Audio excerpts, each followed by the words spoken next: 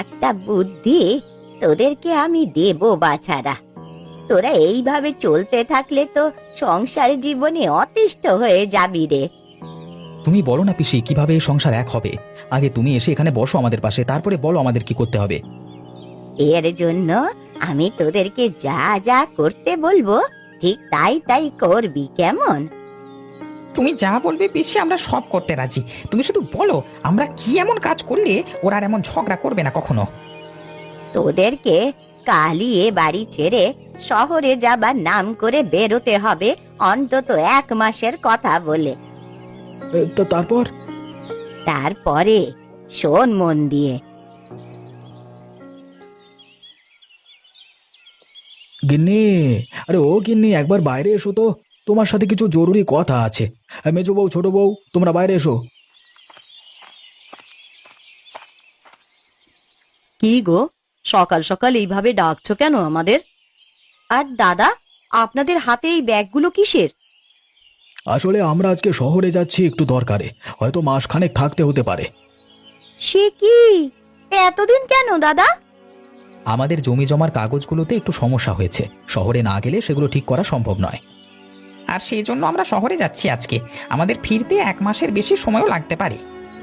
আর ওখানে অনেক খরচপাতি লাগবে, সেই জন্য আমরা জমানো যা টাকা ছিল সেগুলো নিয়ে যাচ্ছি। সে কি কথা, তোমরা যদি সব টাকা নিয়ে চলে যাও তাহলে সংসার চালাবো কি করে আমরা? বর্দি তো ঠিকই বলেছে, আমরা বাড়িতে 3-3টে মেয়ে মানুষ, এই সংসারটা চালাবো কি করে? যেভাবে তোমরা মুখ চালাও ওভাবেই চলবে। আমাদের কাছে তো কোনো টাকা পয়সা নেই দাদা, তার উপরে জমিগুলোও কেবল চাষ দিয়েছেন, এতে তো এখনো কিছু বোনাই হয়নি। বেশ, তো তোমরা তাহলে ফসল বুনে ফেলো, আমরা এখন চললাম, কেমন? তোমরা সবাই এইভাবে চলে গেলে আমরা থাকবো কি করে? তোমাদের জ্বালায় বাড়িতে থেকে আমরা অতিষ্ঠ হয়ে যাচ্ছি। শহর থেকে জমির কাগজগুলো মিটিয়ে এসেই এর একটা দফারফা করতে হবে। হ্যাঁ দাদা, একদম ঠিক বলেছো তুমি। এই রোজ রোজ এই ঝামেলা ভাল লাগে না। এখন চলো আমরা বের হয়ে পড়ি, না হলে ট্রেন ধরতে লেট হয়ে যাবে। হ্যাঁ, তাই চল।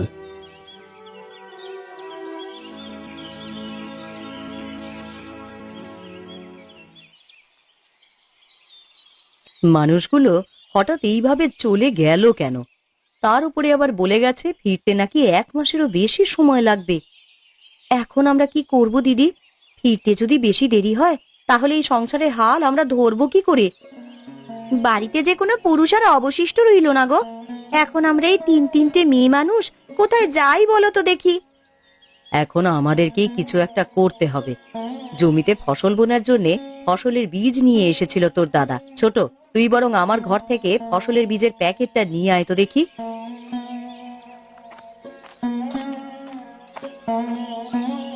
এই যে তরমুজের বীজের প্যাকেট দিদি, জমিতে বোধহয় দাদারা তরমুজ চাষ করতে চেয়েছিল। তাহলে কি এখন আমাদের তরমুজ চাষ করতে হবে? আমরা মেয়ে মানুষ হয়ে এগুলো করব কি করে? কি করে আবার? যেভাবে ঝগড়া করো ঠিক সেইভাবে মুখ না চালিয়ে হাত চালাবে। মুখ তো আমার থেকে তোর বেশি চলে রে ছোট। ঝগড়ার দিক দিয়ে তুই তো কোনো অংশে কম নস। আহ, তোরা থামবি? এখন আমাদের ঝগড়া করার সময় নয়, এখন আমাদের কাঁধে কাঁধ মিলিয়ে কাজ করবার সময়। তাহলে এখন কি করব আমরা দিদি? জমির চাষের কাজ তো শেষ হয়েছে, চল আমরা 3 জনে গিয়ে জমিতে তরমুজের বীজ ফেলে আসি। হ্যাঁ হ্যাঁ দিদি, তাই চলো।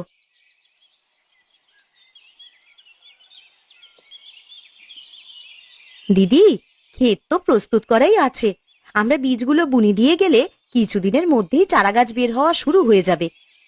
শুধু বীজ বুনলেই হবে না, সাথে যে ক্ষেতে জল আর সারও ঠিকঠাক মতন দিতে হবে গো। সার তো আমাদের ঘরেই রাখা আছে, আর জলের জন্য বিশু দাদাকে বলে যাবক্ষণ। উনি সবার ক্ষেতে সেচ দেবার সময় আমাদের ক্ষেতেও জল দিয়ে দেবেন। কিন্তু তার জন্য তো টাকার দরকার দিদি, আমাদের কাছে তো কোনো টাকাই নেই। বিশু দাদা যদি টাকা চেয়ে বসে, সে না হয় কিছু একটা ব্যবস্থা করা যাবে। বিশু দাদাকে বলবো আমাদের স্বামীরা বাড়ি এলেই সব টাকা ওনাকে দিয়ে দেব। এখন চল তো দেখি, হাত চালিয়ে বীজগুলো বপন করে ফেলি সবাই।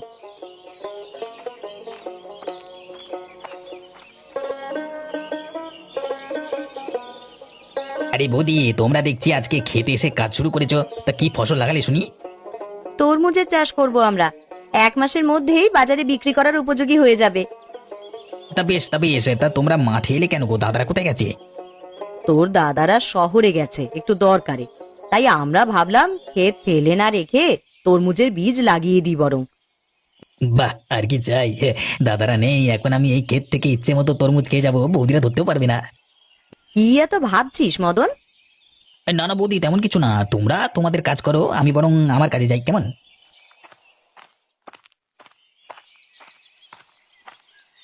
কাজ তো সব শেষ দিদি, চলো না এবার আমরা বাড়ি যাই। এই রোদে আমার আর ভালো লাগছে না। হ্যাঁ, আমাদের কাজ শেষ।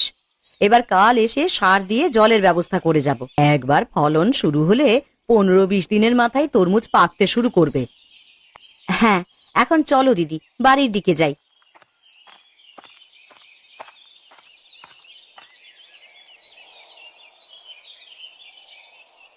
দেখেছো দিদি, কি সুন্দর তরমুজ হয়েছে আমাদের খেতে। সবই আমাদের কষ্টের ফল রে ছোট। আমরা যদি মিলেমিশে এইভাবে কাজ না করতাম তাহলে আজ এই তরমুজের ফলন সম্ভব হতো না। কিন্তু আমার যে বড্ড চিন্তা হচ্ছে রে, মানুষগুলো সেই যে গেল, এখনো বাড়িতে ফিরলো না। 1 মাসের কথা বলে যে 2 মাস হতে চললো, ওদের যে কোনো খোঁজই নেই। একটা চিঠি পর্যন্ত দিল না কেউ। ওদের কোনো বিপদ আপদ হলো না তো দিদি? বালাই ষাট, বিপদ হবে আমাদের শত্রু। কাল কমল দাদাকে বলে এসেছি আমাদের ক্ষেতের তরমুজগুলো সব নিয়ে যাওয়ার জন্য। এগুলো এখন সব পেকে গেছে, কালই বাজারে পাঠানোর ব্যবস্থা করতে হবে। হ্যাঁ, তুমি একদম ঠিক বলেছো দিদি, বেশি দিন রাখলে আবার এগুলো ফেটে যাবে।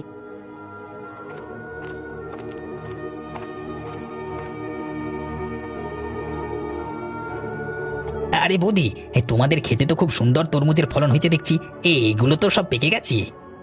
হ্যাঁ রে মদন, কালই এগুলো বাজারে পাঠানোর ব্যবস্থা করব আমরা। কিন্তু আমি থাকতে সেটা তো হতে পারে না। আরে আগে আমি কালকে সকালে এসেই বস্তা ভরি তরমুজ চুরি করে নিয়ে চলে যাবো, ঠিক আছে ঠিক আছে। কি এত ভাবছিস বলতো মদন? না না, ও কিছু না, আমি এখন যাই, হ্যাঁ আমার কাজে যাই, ঠিক আছে। দিদি, আমার কিন্তু মদনের চালচলন একদম ভালো ঠেকছে না। ও তো এমনিতেই সারা গ্রামে চুরি করে বেড়ায় গো। শেষমেশ যদি আমাদের তরমুজ খেতে চুরি করে? সেই সুযোগ মদনকে দেওয়া যাবে না। কাল সকালেই আমরা খেতে চলে আসব। আমার মন বলছে আমাদের আসার আগেই মদন চলে আসবে। হ্যাঁ, এখন চলো বাড়িতে যাই, কাল সকালে মদনকে উচিত শিক্ষা দেব আমরা।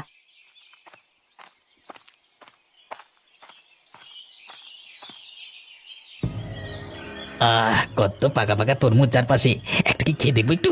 না না, খেয়ে সময় নষ্ট করা যাবে না, এখন সবাই আসবার আগে আমি তরমুজ চুরি করে নিয়ে পালিয়ে যাই। ও বাবা গো, আমাকে বুঝে সামনে কাটলো, কি আছো বাঁচাও।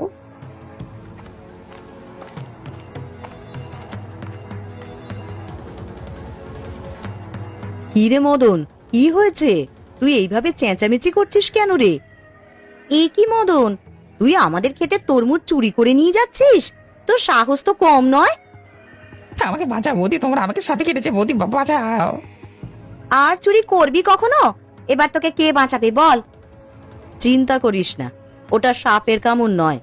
আমরা তোর জন্য বেলের কাঁটা বিছিয়ে রেখেছিলাম। কাল তোর হাবভাব দেখেই আমরা বুঝেছি যে আজ তুই আসবি।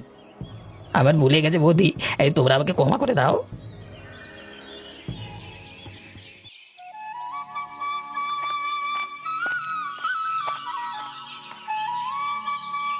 তোমরা চলে এসেছো। জানো তোমাদের জন্য কত চিন্তা হয়েছে আমাদের। একটা চিঠি পর্যন্ত কেউ দাওনি তোমরা। আমরা 3-3টে মেয়ে মানুষ না পেরে এই ক্ষেতে তরমুজের চাষ করেছি। খুব ভালো কাজ করেছো তোমরা মেজো বউ, আমরা তো এটাই চাইতাম। মানে কি চাইতেন দাদা? আমরা চাইতাম তোমরা 3 বউ সবসময় মিলেমিশে থাকো, তাহলে সংসারে শান্তি বিরাজ করবে। এই জন্যই পিসির বুদ্ধিতে আমরা কিছুদিন পিসির বাড়ি থেকে বেরিয়ে এলাম। তোমরা আমাদের ছেড়ে একা একা বেরিয়ে এলে। তোদের ফেলে না গেলে এখনো কি তোদের মাঝে মিল হতো নাকি রে? তোদের 3 বউয়ের তরমুজের ক্ষেত হতো তাহলে। আমরা আমাদের ভুল বুঝতে পেরেছি, আমরা আর ঝগড়া করব না। আমাদের 3 বউয়ের একত্রে কাজ করার জন্য আজ 3 বউয়ের তরমুজ খেতে তরমুজের ভালো ফলন সম্ভব হয়েছে। এখন চলো সবাই, এগুলো বিক্রির ব্যবস্থা করতে হবে যে। তা তোরা যেখানেই বিক্রি করতে যাস না কেন, বলবি এই যে 3 বউয়ের তরমুজ ক্ষেতের চাষ করা তরমুজ।